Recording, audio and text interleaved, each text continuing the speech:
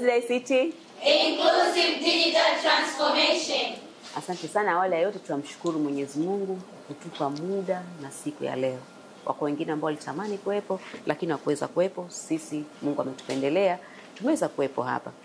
Pia kwa niaba ya mkurugenzi mkuu wa Mamlaka ya Mawasiliano Tanzania, Dr. Jabir Bakari ametuma salamu zake, anawasalimia na anapenda sana watu hasa watoto wa kike waendelee katika tehama. Kwa hiyo anawapa salamu na pia anawapongeza kwa hatua ambayo mmefikia. Labda niwaambie tu kwamba kwa nini tunafanya kitu hiki ambacho tumefanya. Najua mmeshaelezewa lakini naomba niwaelezee tena kwa kifupi kabisa. Ukiangalia yale malengo ya tunaita malengo ya SDG. Ukiangalia katika ile namba 5 unakuta pia watoto wa kike, mambo ya sayansi, mambo ya teknoloji, mambo ya uhandisi, mambo ya hisabati, unakuta watoto wa kike hawapo. Sasa ili tuweze kuweka usawa, shirika lile la mawasiliano duniani ITU wakaona kwamba ipo haja sasa ya kuadhimisha International Girls in ICT. Na hii ni ya 7. Wameshaadhimisha miaka ya nyuma, sasa hii ni maadhimisho haya ni ya 7. Wakaona kwa nini tuadhimishe siku hiyo? Ni kwa sababu tuweze kutoa hamasa kwa mtoto wa kike aweze kupenda hayo masomo ya sayansi, apende masomo ya technology, apende masomo ya uhandisi ambayo ni engineering, apende pia na hisabati ambayo ni mathematics. Na ili aweze kupenda lazima mtoto umueleze umuhimu wa kile kitu na pia aweze kufanya kitu fulani. Kama nyinyi ambavyo unaona leo au wiki yote hii kama siku 4 mmekuwa mmefanya katika mambo ya teknolojia ya drones au teknolojia ya ndege isiyokuwa na nani? Na rubani. Kwa hiyo mkifanya namna hiyo mnajenga kupenda masomo hayo. Kwa hiyo ITU au ile shirika mawasiliano duniani wakaona wazishe hivyo. Sisi Tanzania sisi ni memba katika shirika hilo. Kwa hiyo na sisi pia tunaadhimisha siku hiyo. Sasa ili tuweze kuifanya vizuri kuadhimisha hiyo siku ya Girls in ICT, kitu kinachofanyika ni nini?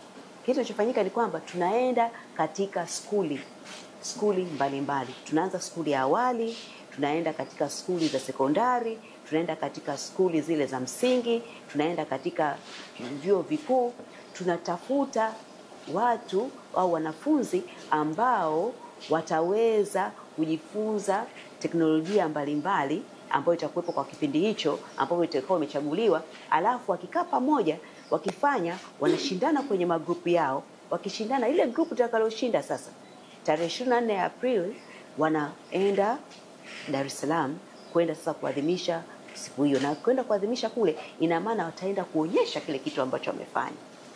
Na siku hizi au siku hii huwa inafanyika Alhamisi ya mwisho ya mwezi wa 4.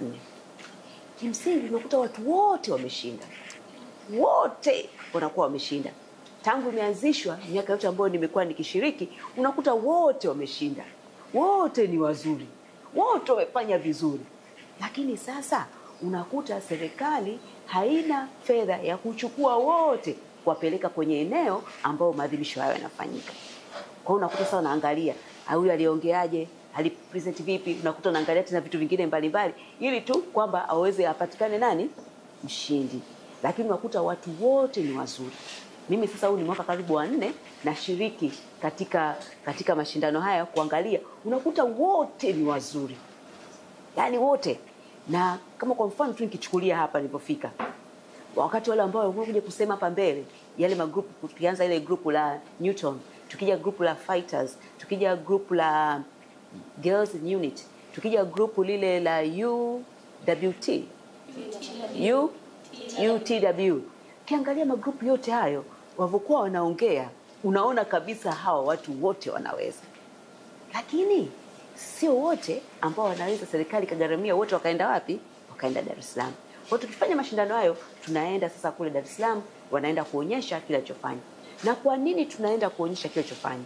Ili kwamba serikali sasa iweze kujua kwamba kuna watu wako Pemba, wako kule Mchanga Mdogo, wako kule Chasasa, wako kule Fidel Castro, wako kule Madungu.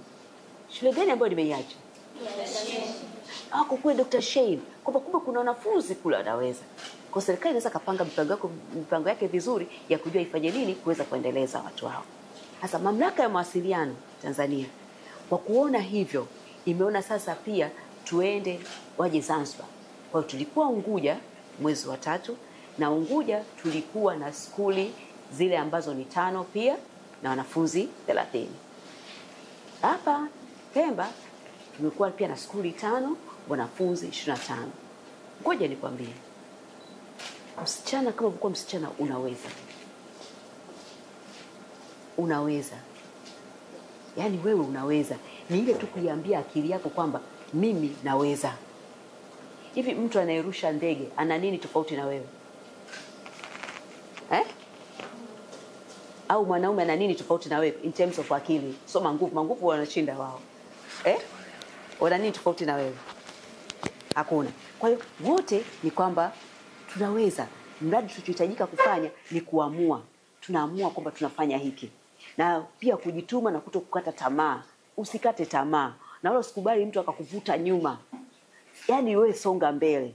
Sawa? Kwa hiyo nipende kuwapongeza wote kwamba wote mmeshinda.